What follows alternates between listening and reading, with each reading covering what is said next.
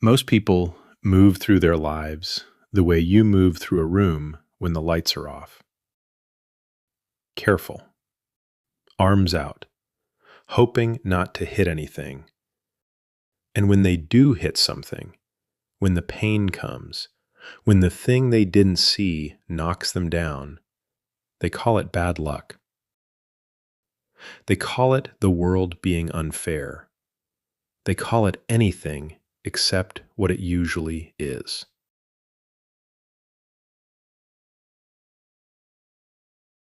This is the UncaRved.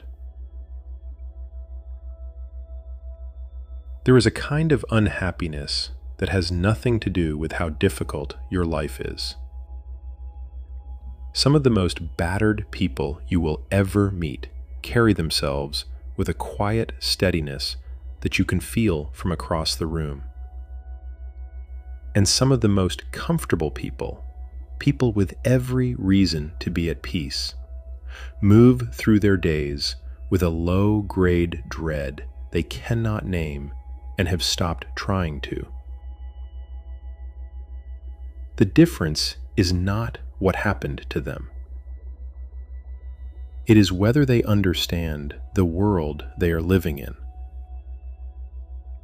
Not the world in the abstract. Not history or politics or the movements of markets. Their world.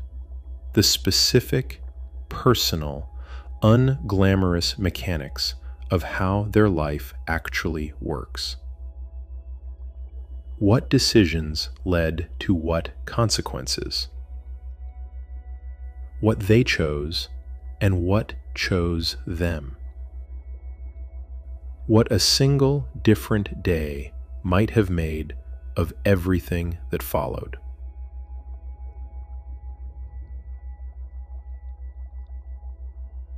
Nassim Taleb, the writer and risk theorist who spent his career studying how systems fail and how they don't, opens one of his books with an observation so simple it almost passes without notice. He says, "You cannot really live in a world you don't understand. Not survive it. Live in it." There is a difference. Survival is possible in opacity. People do it every day. They navigate without understanding. They make decisions by instinct or by habit, or by copying what the people around them seem to be doing. And many of them get by. But getting by is not what he's talking about. What Taleb understood from decades of watching systems collapse in ways that seemed impossible right until the moment they happened, is that fragility lives in the gap between what you think is happening and what is actually happening. Between the map you have and the territory you're walking.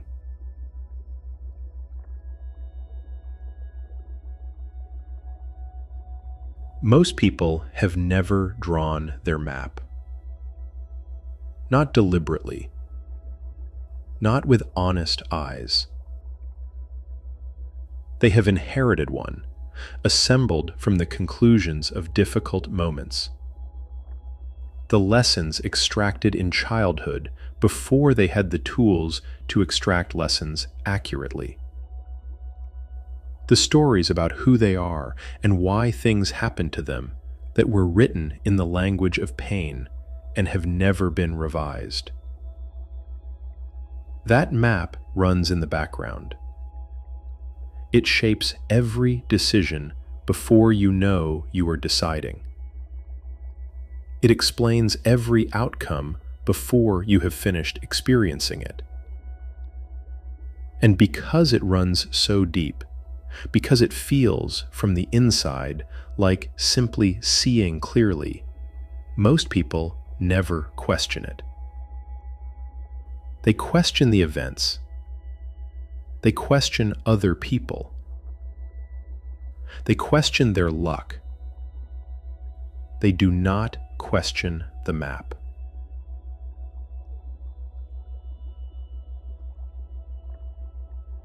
There is a practice that is neither pleasant nor particularly popular. It goes something like this. You sit with your life, not the version you present to others, not the version you have made peace with, the actual version. And you begin to trace the lines. Not to assign blame, not to rehearse regret, to understand. You look at where you are and you ask the honest question: what decisions brought me here? Not what happened to you, what you chose. And then the harder question: what would be different if one day had gone another way? Not as a fantasy of escape, as a tool of understanding. Because the moment you can see how a single decision, one conversation, one morning you showed up or didn't, one door you opened and one you walked past, changed the entire shape of what followed, you begin to understand how your world actually works. Not in theory, in the precise, personal, irrefutable evidence of your own life.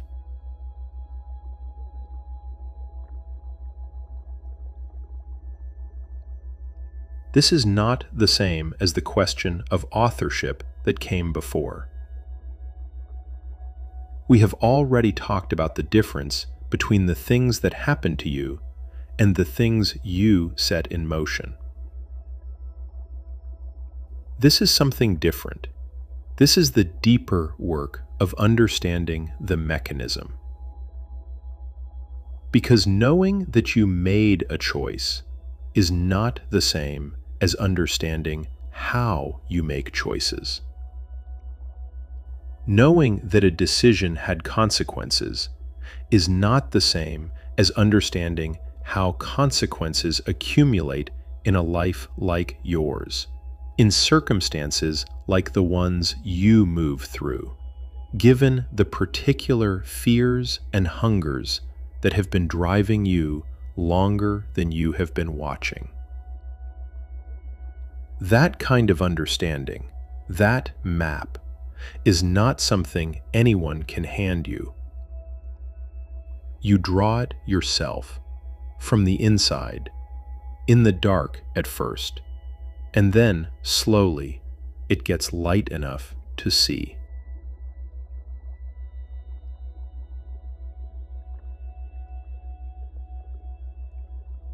The Tao Te Ching, in its 71st chapter, offers a distinction that is easy to misread as humility and is actually something harder. Lao Tzu writes, "To know that you do not know is the highest. To not know that you do not know is illness." Not ignorance as weakness, not knowledge as virtue. The illness he is pointing to is specific. The map you trust completely precisely because you cannot see where it is wrong. The Taoists were not interested in making people feel uncertain. They were interested in something more demanding. The willingness to see what is actually there, without the filters of what you hoped was there, or what you feared was there, or what you have spent years convincing yourself was there. That kind of clarity about your own life, about how it actually works, what it actually costs, what it actually gives, is not comfortable, but it is the only ground on which real happiness grows. Not the happiness of everything going right, the happiness of no longer being a stranger to yourself.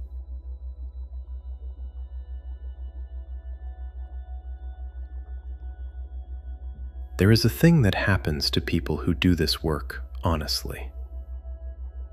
Not immediately, not cleanly, but over time, as the map becomes more accurate, as the picture of how their world works becomes clearer and more honest, something shifts in how they move through it. They stop being surprised by the same things in the same ways. Not because life becomes predictable, because they understand, finally, what they are working with, what they are capable of, what they need, what they have been doing when they thought they were doing something else. And with that understanding comes something that cannot be purchased or inherited or arrived at from the outside. The quiet conviction that they can move inside the world they are actually in. Not the world they wished they had, not the world they are performing for, the real one, with its real constraints and its real possibilities. And that conviction, not the loud kind, not the kind that needs to announce itself, is what makes the difference between a person who survives their life and a person who lives it.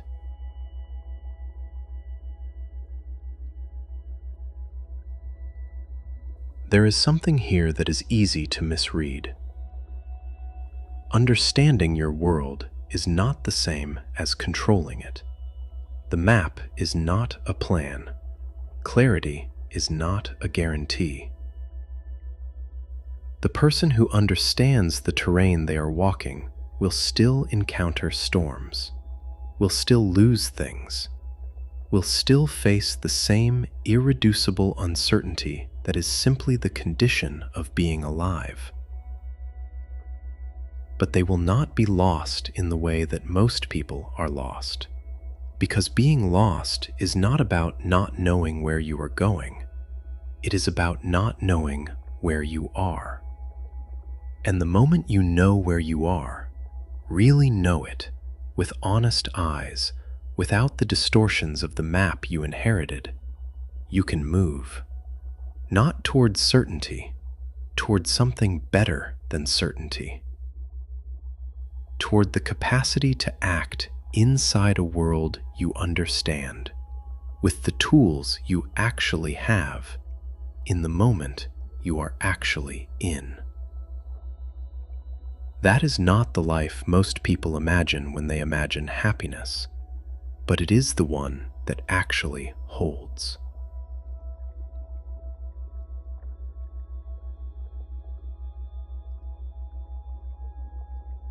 The question to carry, not as an exercise, not as a project, as a willingness, is this: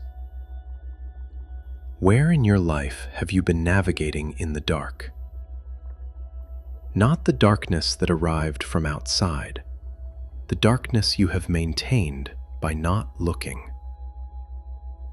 Not because you are afraid of the dark, because looking would require changing the story you have been living inside. You don't have to answer it today. You don't have to answer it out loud. But somewhere in you, you already know which room you haven't turned the light on in, and you already know what it would mean to finally see it clearly.